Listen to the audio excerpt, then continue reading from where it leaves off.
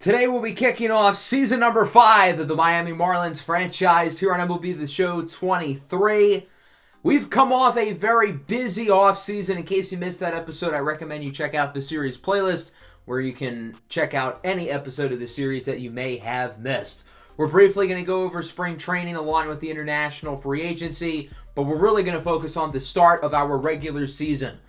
We had some big moves in the offseason, letting some guys go. Tarek Skubal and Domingo Germán, both now in the American League Central. Dylan Tate and A.J. Puck out of the bullpen. And then a large chunk of our infield with Luis Arraez, Gavin Lux, and Yandy Diaz all in new places. We knew we had to be smart this offseason with all the guys we have to pay going forward, so we had to be conservative with how we spent our money.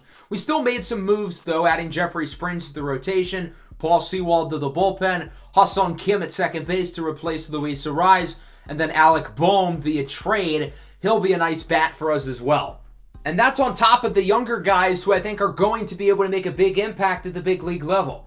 Isaac Stu is certainly ready to play in the majors, and then we've got quite a few pitchers in the rotation and the bullpen who will be competing for roster spots. We've also added a subscriber-made international free agent. We're going to go through all of these subscriber-made players here real quick. We ended up signing Ziggy Zidane, a French outfielder. I think outfield could be a need for us long-term or as soon as next year, as Luis Robert, Jesus Sanchez, and Brian De La Cruz are all free agents this upcoming offseason.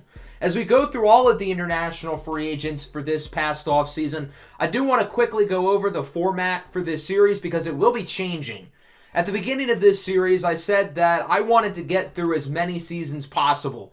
Normally in my MLB The Show franchises, I get through 5, maybe 6 seasons.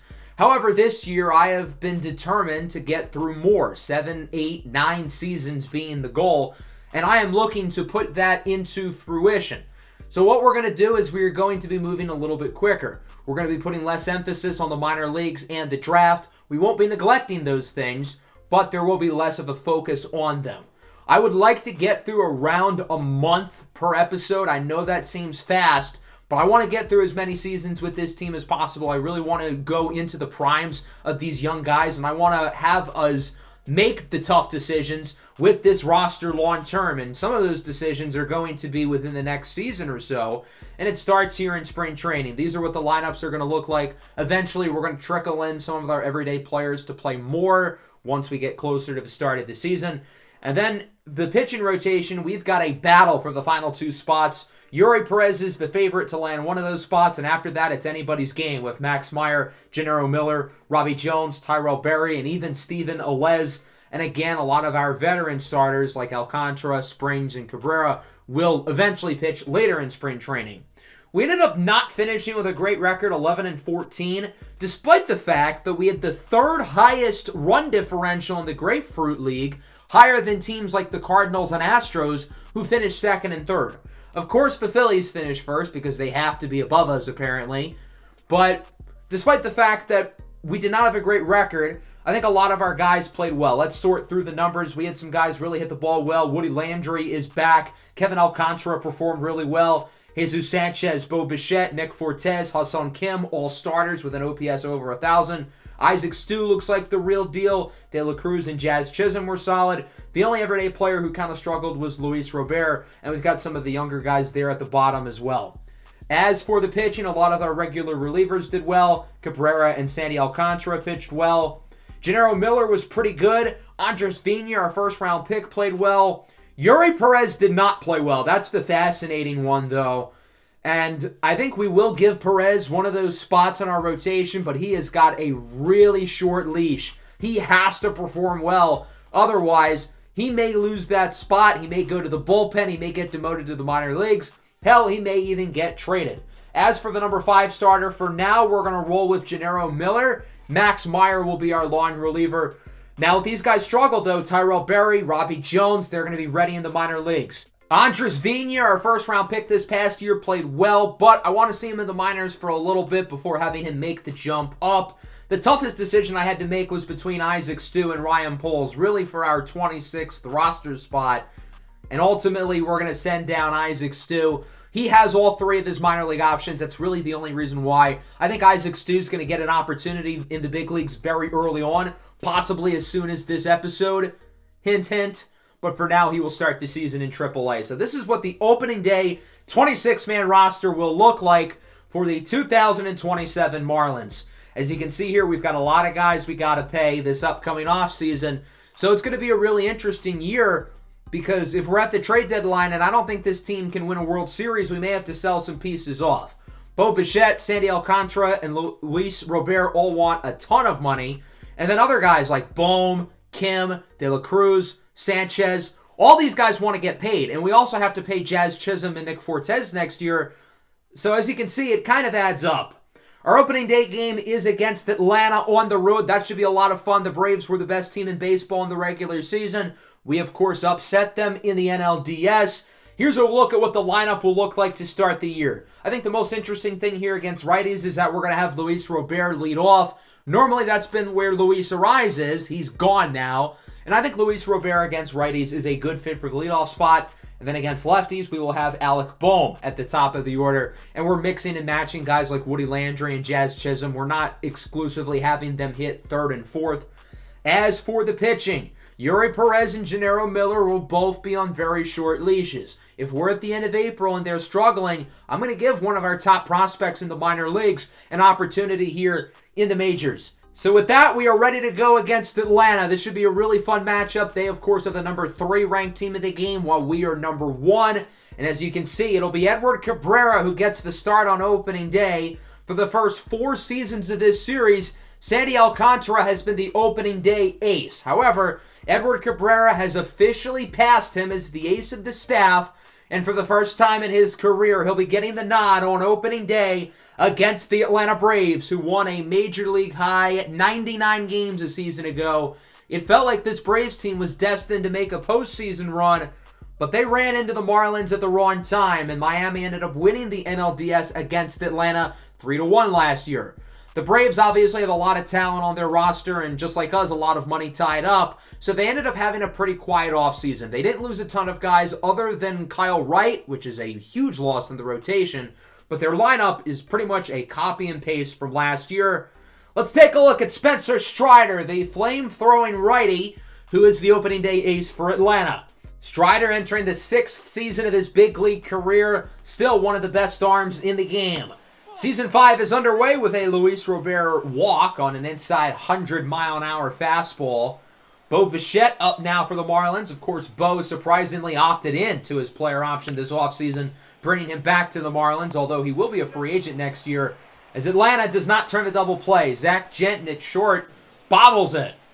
So the runner is safe at first. It'll end up being a fielder's choice for Bo. And that'll bring up Jazz Chisholm with a liner crushed into right field. Flip the bat, young man. That one is gone. I can't be calling him young man anymore. He's 29 years old. Nonetheless, Jazz Chisholm with a 422-foot homer to drive in 2, 108 off the bat. That ball did not go very high, a 19-degree launch angle, but he hit it hard enough for it to go over the fence. Woody Landry, now with the legal age to drink alcohol, lines it into left center field, and that'll go for a double. The Atlanta native aboard at second with a double. Woody Landry in his 3rd season looking to take another step up after a great season last year. That'll bring up Nick Fortes, who obviously was a little disappointing a season ago, but he was very good in the playoffs as he strikes out on the fastball, and we transition to the bottom of the 1st. Take a look at the ace Edward Cabrera, who I said multiple times last year was the best pitcher in baseball. He led every pitcher in WAR. He led every pitcher in just about every major advanced statistical category. And his home runs per 9 over the last 2 years have been at a historically good pace as he strikes out Michael Harris. Ronald Acuna up now. We'll see if Cabrera can retire the side. Here in the top of the 1st inning, 2-2. Swing and a miss on the circle change. Edward Cabrera appears to be back in business in the 1st year of his $80 million extension that he signed at the beginning of last season. As we move into the 2nd inning, Ha-Seong Kim in his Marlins debut grounds it up the middle. And Zach Genton makes the play. Kim signed a 1-year deal in the offseason to replace Luis Ariz at second base. The Marlins are hoping they can get more well-rounded play from second. Austin Riley goes down on the circle change. Atlanta has not been able to hit Cabrera up to this point. Ozzie Albies goes down looking. A filthy circle change. He thought that was a ball. Hell, I might have thought it was a ball too. But it's called strike 3. 2 perfect innings for Cabrera. he looks even better than he did last year, albeit it's early. Into the third inning now, Luis Robert is up. He's got a lot to prove. He's also a free agent at the end of the year. And, of course, he's had a hard time staying healthy over his career as he flies it into right field. That one is gone! Solo home run for Luis Robert. And the Miami Marlins extend their lead as it's 3-0. Luis Robert is such a talented player when he's on the field, but that's the issue. He misses too many times. Robert missed the NLDS last year against Atlanta, returned for the NLCS against the Phillies, where he was quite good. Jazz Chisholm strikes out. Woody Landry up now, and Landry rips this one down the line. The shift proves to play for Woody Landry's benefit. I feel like Woody Landry's a pretty good opposite field hitter. I never really understood why there was such a tight shift on him, and Woody Landry now has 2 doubles to start the game. Nick Fortes could not drive them in last time. Can he do it here? The 3-2 from Strider. And Fortes strikes out again. Not a bad inning, though. Miami extends their lead with a solo home run by Luis Robert. Let's go to the bottom half of the inning. Let's see if Edward Cabrera can continue his dominance. Mike Gonzalez goes down on the circle change. Jake Fraley now, the big lefty outfielder, hit 35 home runs a year ago for Atlanta. He goes down looking on the curveball. Can Cabrera strike out the side against Sean Murphy? Got him on the slider. 3 perfect innings for Edward Cabrera. He has struck out 7 so far. He looks dominant, even more so than in the past. Into the fourth, here's Brian De La Cruz, goes down on the 99-mile-an-hour fastball. As good as Edward Cabrera is at striking guys out, he's not better than Spencer Strider. Here's Alec Bohm, the newest Marlin, into the left center gap. It'll go off the wall, and Bohm is aboard with a double. Bohm spent the first few seasons of his career with the Phillies. Last year he was with the Colorado Rockies. And now here via trade here in Miami, likely as a rental. He is also a free agent, as is, again, literally half the roster. Ha-Seong Kim now lines this one into right field. Can it drop? It does not. And Kim will not be able to drive in Alec Bohm as it remains 3-0. Top of the order up for Atlanta. Can their offense get anything going as they have not gotten a base runner? Well, that is until now. Michael Harris with a ground rule double into left field, and the Braves have the runner in scoring position. A speedy one at that. Zach Jensen singles into center. They're going to wave Harris home. Jazz Chisholm with a dime to the plate. What a throw. But Money Mike is safe at the plate, and the Braves are on the board. It's now 3-1. Ronald Acuna now gets plunked, so the Braves start the fourth with 3 early base runners. That'll bring up Pete Alonso with a weak dribbler. Fortes has just got to get the one out at first, but the other 2 runners move forward, and now the Braves have 2 runners in scoring position. What an opportunity to open this game up. Austin Riley draws a walk, and the bases are loaded. Maybe not the worst thing here. It's a force out at all bases. Ozzie Albies hits it into left field, so the Braves put it well into the outfield. That'll be enough to score the runner off a sacrifice fly, and it's now 3-2. The Marlins trust Edward Cabrera to get them out of this jam as he faces off against the young designated hitter, Mike Gonzalez, with a liner into right center field, and that one is gone. The Atlanta Braves take the lead, a 3-run shot for Mike Gonzalez, and it's now 5-3. What has happened to Edward Cabrera? He allows 5 runs here in the fourth as he strikes out Fraley. What a big inning for Atlanta to take the lead. Jared Schuster comes out of the bullpen here for the Braves in the 5th. Strider's day is done. Not his best outing. The Marlins were able to hit the ball pretty well off him. Luis Robert reached base on both of his plate appearances against Strider with a walk and a homer, but here he strikes out on the changeup as he chases it in the dirt. Schuster would make it through the top of the 5th as we go bottom 5. The Marlins trust Cabrera to get another inning out. And plays like this are not going to help his case as Sean Murphy gets it to roll all the way to the wall, starting the bottom of the 5th with a double. Cabrera's leash has got to be as short as it gets. If he allows another base runner, he's probably out of the game. Michael Harris into left field. Luis Robert comes down with it. Murphy to third. The throw from Bichette is in time. A double play. The Marlins end up turning 2 as Murphy's aggressiveness backfires. Zach Jensen now up. The 3-2. Got him on the curveball, and that'll wrap up Edward Cabrera's day. He had 4 dominant innings. The problem is he was awful in the 4th inning. Braves still lead 5-3. Lefty on lefty. Sanchez goes down on the outside slider. Jesus Sanchez really has improved over the last year or so against lefties, but that was not a very good at bat. The Marlins offense has done virtually nothing since the third inning. As we take a look at Joe Shearer, one of the young guys who made the opening day roster. He only pitched in 9 games last year. I think he's going to be a big piece of the bullpen this year, helping to replace Tate and Puck as he strikes out Pete Alonso. Against Austin Riley, he will fly this one into left field. Luis Robert is under it. It looks like he will make the play. A quick 1-2-3 inning for Joe Shearer. The Marlins have a lot of hope for Shearer going forward. This young cat has shown really good ability in the minor leagues, and he's played well in limited big league reps as well. Alec Bohm with his second hit of the game, a single into right field. Strong Marlins debut for Bohm as he will knock Schuster out of the game. Chris Flexen, the veteran righty, will replace him. Flexen really struggled last year in the playoffs against the Marlins, as it's Ha-Seong Kim up the middle. Jenton deflects it, but Kim is safe at first. He gets his first base hit as a Marlin, and the 2 new members of the lineup are aboard. Big opportunity here for Bo Bichette. He will fly this one into right field. Acuna chases after it, and he will make the play. The Marlins get 2 runners aboard, and they are unable to score either of them, as it remains a 5-3 lead for Atlanta. The Braves have more runs than hits today. Camilo Duvall coming in out of the bullpen. He was phenomenal in the regular season, even better in the postseason a year ago. And the Marlins are hoping for another great season out of him. Mike Gonzalez homered in his last at-bat, chases the low sinker for the strikeout. Great pitch by Duvall, now against Drake Fraley. Flies it into center. Chisholm is under it. 2 1-2-3 innings out of the bullpen from Joe Shearer and Camilo Duvall. Now the Marlins offense is going to have to wake up. They still haven't done anything since the third inning. Tanner Scott, the former Marlin, comes into the game, the veteran lefty arm. He has bounced around since being traded away from the Marlins.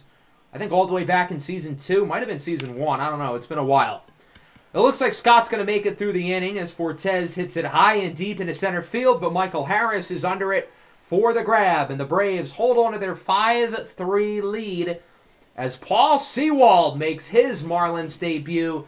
Last year with Minnesota, he was really good. .75 ERA, .71 whip. He nearly had a full point of WAR despite only throwing 24 innings as he strikes out Sean Murphy against Michael Harris. This one will go into left field for a single. That's the first base runner allowed by the bullpen. And if you want to get crazy, outside of the 4th inning, that's just the second base runner that the Braves have gotten all day.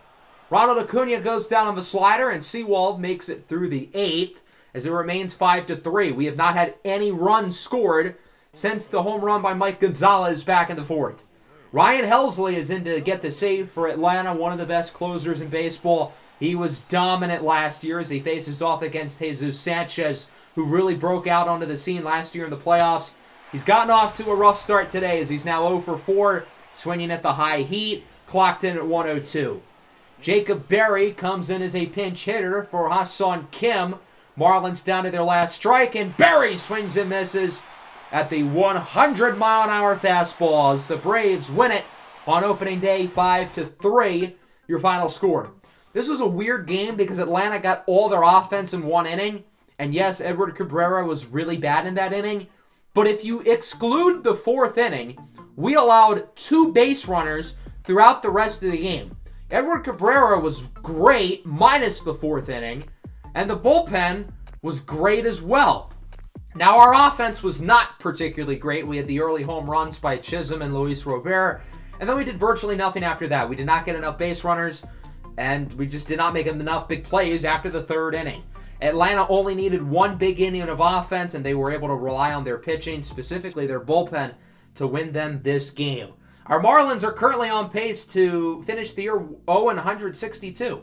Can we change that with road games against the Braves and the Cubs? 2 really tough series against 2 good teams as Alec Bohm pulls a hammy. That's not good. What is good is that we went 4-1 in the games that we simulated. Our only loss being, ironically, the other Edward Cabrera start. He didn't even pitch poorly. 6 innings of 1-run ball. But the other 4 starters, all with great starts to their year, Perez and Gennaro Miller in particular. We've hit the long ball really well. Already 10 homers, although looking at the box score, it feels like we have about 15 homers. It seems like we're getting multiple homers each game. With Alec Boehm injured, we're going to bring Isaac Stu up to the big leagues. He's been really good in AAA, and I'm ready to give him an opportunity. He will make his Major League debut here for our home opener at Lone Depot Park against the San Francisco Giants. Baseball returns here in Miami as the Marlins return home for the first time since Game 7 of the NLCS a year ago, which they ultimately lost to the Phillies.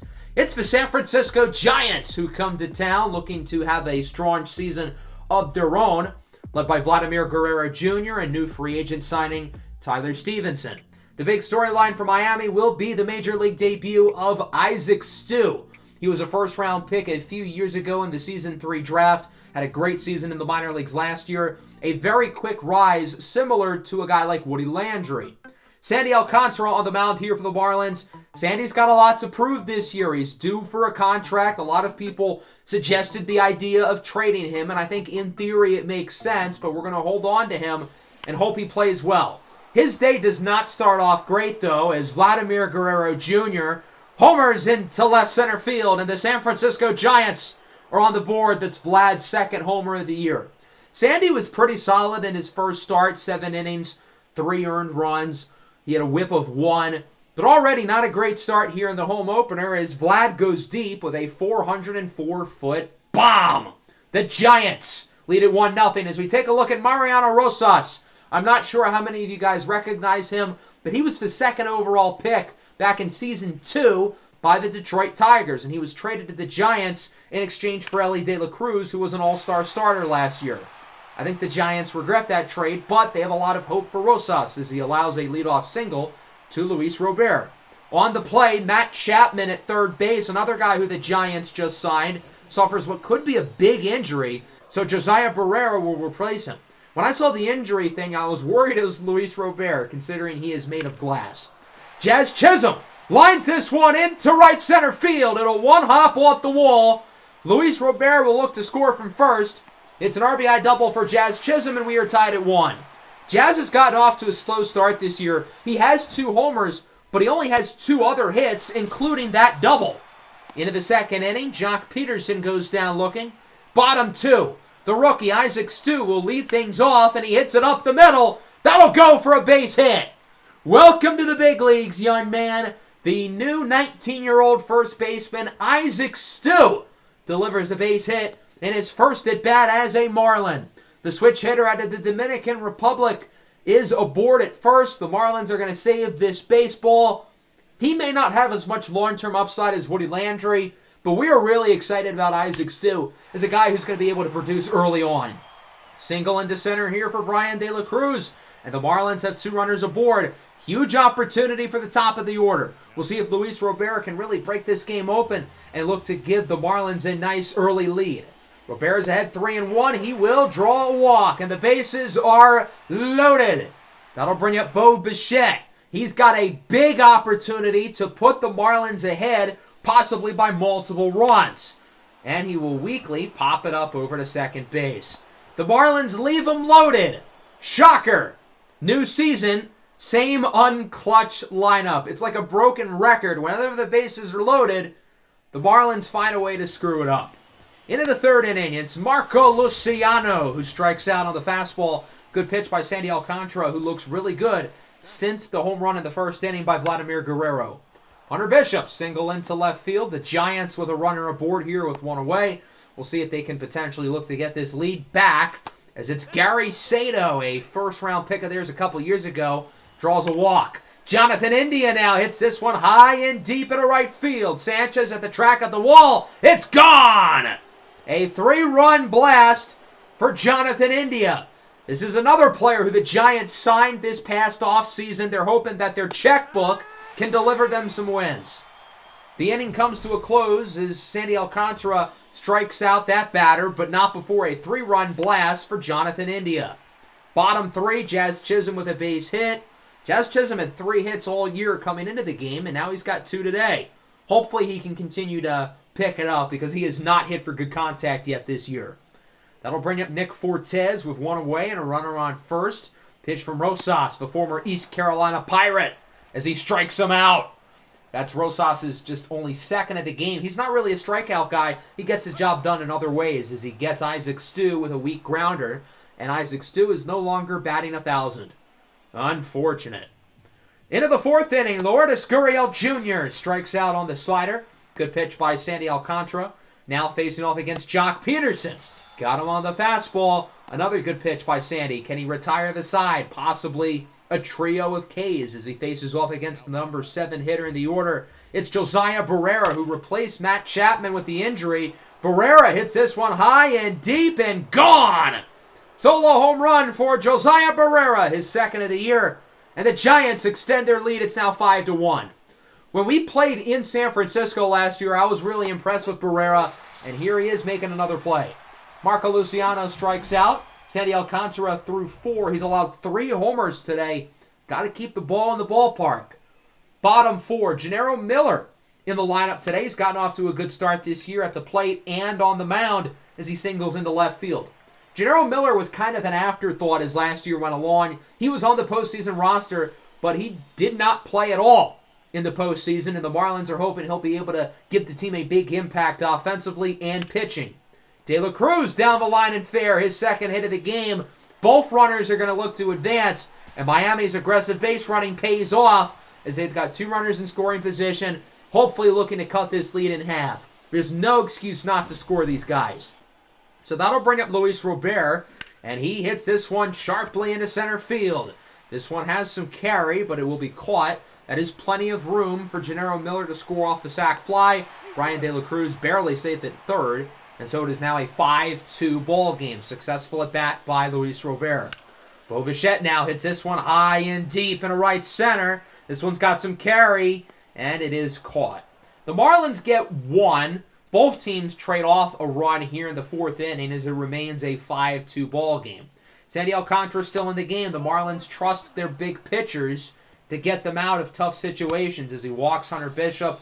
Then he will strike out Gary Sato. We'll see if Alcantara can keep it going against Jonathan India. Grounder to third. Woody Landry, his first ever game at third base, leads the double play. Sandy Alcantara's day is done. 5 innings, 5 earned runs, only 4 hits allowed. The exact same slash line that Edward Cabrera had against Atlanta. Bottom 5, Woody Landry chases the high heat, going down on the 91-mile-an-hour fastball. Rosas does not throw hard. He's an old-fashioned pitcher, but again, he gets the job done, fooling Fortes on the sweeping curve. Into the 6th inning, it's Reynaldo Lopez in for the first time this year. Last season, he was great with an ERA exactly at 2. He's unable to get the 1-2-3 inning, however, as Lourdes Gurriel Jr. singles into center field, and the Giants have a runner aboard. Jock Peterson strikes out on the fastball. Solid inning for Reynaldo Lopez as it remains 5-2. Into the bottom of the 6th, the Giants make a pitching change of their own as Eric Ullman will come into the game. He's allowed 2 runs in 3 innings so far. Isaac Stu, his 3rd at bat of the game, is a weak pop-up, and it ultimately will be caught near the dugout by Tyler Stevenson, signed to an $100 million contract by the Giants in the offseason. I thought the Giants got him for a bargain. Here's Gennaro Miller, hits this one high and deep. Back at the track near the wall, it is caught. The Marlins have gotten a few kind of close to the wall, but have not been able to get one over today as the score remains 5-2 in favor of San Francisco. Into the 7th inning now.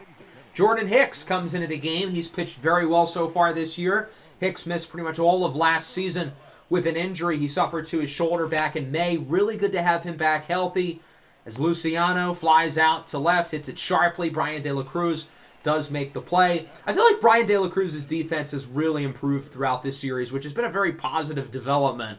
Hunter Bishop with 2 away, grounds it to second. Jazz flips it over to first. 1-2-3 inning for Jordan Hicks. Let's move to the bottom of the 7th inning now. The Marlins offense has done nothing since the 4th inning. This game has been similar to the Atlanta one where the Giants get runs in bunches and the Marlins just have not been able to consistently get stuff going. Bo Bichette does hit this one high and kind of deep in the center field, but it will be caught by Hunter Bishop, and it remains a 5-2 ball game. The Marlins are not able to dig into this lead. Hicks will stay in the game here in the 8th inning as he gets Gary Sato to go down looking on the fastball. Jonathan India lines this one into right, and that'll drop for a hit. So the Giants get a runner aboard here. We'll see if they can extend this lead. Look to ice the game as India tries to swipe second. He's out of there! Nick Fortes guns him down. Part-time ball player, full-time sniper. Vladimir Guerrero now gets that one past the diving glove of Isaac Stu. I think, unfortunately for the Giants, they could have scored India had he not stolen second. It's a double for Guerrero, and now there's a runner in scoring position for Tyler Stevenson, who goes down looking on the slider. He does not agree with the call, but life's not always fair. Taylor Rogers, the lefty, is in for the Giants here in the bottom of the 8th inning. The Marlins have quite a few lefties due up, so the Giants made this call, obviously, very strategically. Jazz Chisholm with a sharp liner to first. It's caught by Guerrero. Good defense for out number 1. Nick Fortes is up now with 2 gone. Fortes, quiet game, 0 for 3. Buddy belted up the middle, and Marco Luciano is unable to make the play. That'll go for a base hit. And so Fortes is aboard, and we've got a big opportunity for the new kid on the block, Isaac Stu. In his Marlins debut, he's now hitting from the right side of the plate for the first time in his career. As Isaac Stu hits this one into the right center gap. That one will drop. Fortes on his high horse will look to score. Isaac Stu gets his first hit as a righty, his first RBI, and it's now 5-3. Quite the debut for Isaac Stu as he gets base hits on both sides of the plate.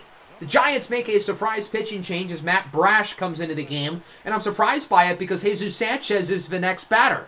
He obviously performs better against righties, and I get that he's gotten a lot better against lefties, but I still feel like this is an odd decision for San Francisco. The full count, Sanchez hits this one high and deep in a left field at the track at the wall. It's caught. Off the bat, I thought it had enough carry, but not quite. The Marlins do score 1, though, off the double by Isaac Stu as we move into the 9th. Camilo Doval is in for the Marlins. Of course, he comes from the San Francisco Giants via trade a couple off seasons ago. Lourdes Gurriel Jr. up the middle. Bichette deflects it, and Gurriel is safe at first with an infield single to start the inning. We'll see if the Giants can extend the lead against formerly one of their own in Camilo Doval. Peterson grounder to second. Jazz Chisholm over to Bichette, over to Isaac Stu for the 4-6-3 double play. Good work there by the defense. We'll see if Doval can now wrap up the inning as he faces off against Josiah Barrera. Short answer, no. Barrera singles it into left field, and the Giants have another base runner. That'll bring up the 8th hitter in the order. That is, of course, Marco Luciano. Runner swipes for second. Won't matter, though, as it's a grounder to third. Woody Landry makes the play, and it's 5-3 going into the bottom of the 9th inning. The Marlins offense showed some signs of life in the last inning. What can they do here as Matt Brash remains in the game? Gennaro Miller jams an inside slider. He should not have swung at that, and that'll go for the first out. Brian De La Cruz is up now. He's had a good day, 2 for 3, and that one's inside. De La Cruz flies it into center. It's caught by Bishop for out number 2. Luis Robert is up now, down to his final strike. The game comes down to him, and he chases the outside slider. That was not a good pitch at all. Robert was trying to play too much hero ball, and he swings at a pitch he absolutely should not have, as the Giants win it 5-3. The Marlins have had some good games so far within the first week of the year, but I feel like the focus is off a little bit. The discipline has not been great, which we're a week into the year. I'm not going to panic over it yet. 5 runs, 9 hits for the Giants. They got all of their runs off the lawn ball within the first 4 innings of the game. I thought Mariano Rosas had a pretty good start. The bullpen did good too. As for us, another lackluster day from the offense. I would say the most impressive guy here was Isaac Stu. 2 hits, 1 from each side of the plate, and an RBI. Sandy Alcantara gets the loss. He was not great, allowing 3 homers. The bullpen did do a good job, though, not letting the Giants win by more. So we're going to simulate these next 3 series against the Giants, Brewers, and Twins. Alec Bowman's back healthy. That's good to see.